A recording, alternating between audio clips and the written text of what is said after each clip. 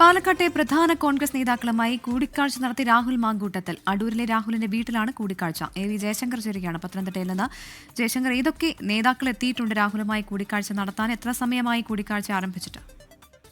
അതായത് അല്പസമയം മുമ്പാണ് പാലക്കാട് ജില്ലയിലെ പ്രധാന നേതാക്കളുമായി രാഹുൽ മാങ്കൂട്ടത്തിൽ കൂടിക്കാഴ്ച നടത്തിയത്. ജില്ലയിലെ ചുമതലയുള്ള KPCCയുടെയും ഒപ്പം തന്നെ മറ്റ് DCC ഭാരവാഹികളാണ് രാഹുലിനെ കാണുന്നതിന് വേണ്ടി അടൂരിലെ വീട്ടിലെത്തിയത്.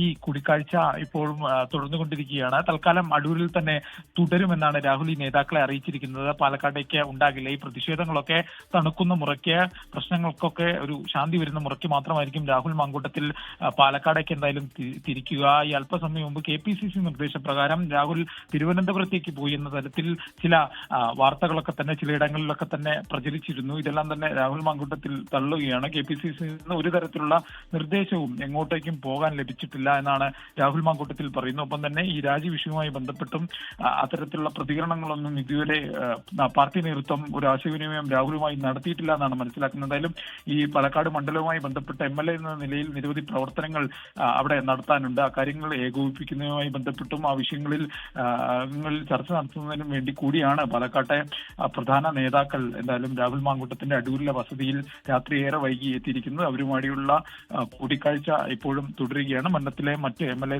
തലത്തിൽ പൂർത്തീകരിക്കേണ്ട മറ്റു വിഷയങ്ങൾ, അതുമായി ബന്ധപ്പെട്ട ചുമതല കൈമാറുന്ന കാര്യങ്ങളൊക്കെ തന്നെ ഓരോ ആളുകൾക്ക് വീതിച്ചു നൽകുന്ന കാര്യങ്ങളൊക്കെ തന്നെയാണ് ഈ നേതാക്കളുമായി രാഹുൽ ഇപ്പോൾ ചർച്ച ചെയ്യുന്നത്. എന്തായാലും നേതാക്കൾ രാഹുലിന് ഏറെക്കുറെ പൂർണ്ണമായൊരു പിന്തുണ ഈ ഒരു പ്രതിസന്ധി ഘട്ടത്തിൽ വാഗ്ദാനം ചെയ്യുകയും ചെയ്തിട്ടുണ്ട്. എന്തായാലും തൽക്കാലം അടൂരിലെ വീട്ടിൽ തുടർന്ന് ഈ പ്രതിഷേധങ്ങൾ ഉൾപ്പെടെയുള്ള കാര്യങ്ങൾ തണുത്തതിനു ശേഷം പാലക്കാടേക്ക് തിരിക്കുന്നതാണ് ഉചിതമെന്നാണ് രാഹുൽ ഈ നേതാക്കളോട് അറിയിച്ചിരിക്കുന്നത്. എന്തായാലും ഈ കൂടിക്കാഴ്ച ഇപ്പോഴും പുരോഗമിക്കുകയാണ്. പ്രവിത.